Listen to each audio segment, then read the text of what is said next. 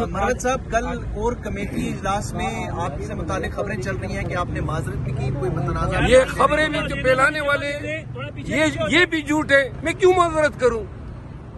क्यों मैं माजरत करूं? बल्कि मेरे वहां पे हमने डिस्कशन की, थ्रेड बियर डिस्कशन हुई।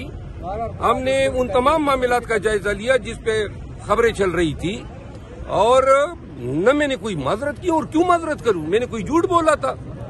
ये जो भी खबरें चला रहे हैं कोई सामने आ जाए ना। ये क्या है? सोर्सेज सेड, और सोर्सेज हमेशा इस तरह की खबरें झूठ फैला रहे हैं। मेहरबानी करें साहब जी से मेरी गुजारिश है कि मेरे हवाले से अगर कोई खबर हो तो मुझसे आप पूछा करें। मैंने कोर कमेटी में किससे माफी मांगू और किस चीज पे माफी मांगू?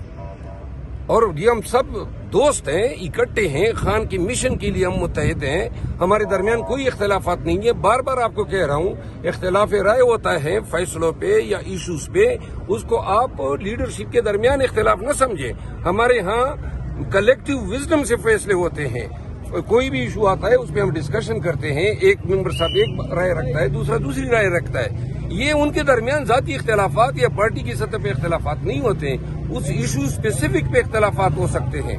मैंने न कोई माजरत कोर कमेटी की में किसी से मांगी है, न अगर मैं गलती करूंगा तो जरूर मांगने में मुझे कोई आर नहीं है। लेकिन ये खुद साख्ता माफियां जो मीडिया में प्लांट की जा रही हैं, मेहरबानी करें इससे परहेज। मरवत साहब, एक अहम मामला हुआ है। वफाकी हुकूमत ने जो है वो एयर चीफ मार्शल को तोसी दी है। पाकिस्तान तहरीक इंसाफ ने इस मुतालिक कोई अपनी पॉलिसी स्टेटमेंट क्यों नहीं दी है? मेरा ख्याल है कि आने वाले 1-1.5 माह में पाकिस्तानी कौम देखेगी कि ये कॉन्ट्रैक्ट के मुलाजिमीन जो हैं उनकी तवसी के हवाले से कानून साजियां होंगी, बल्कि आइन साजी होगी।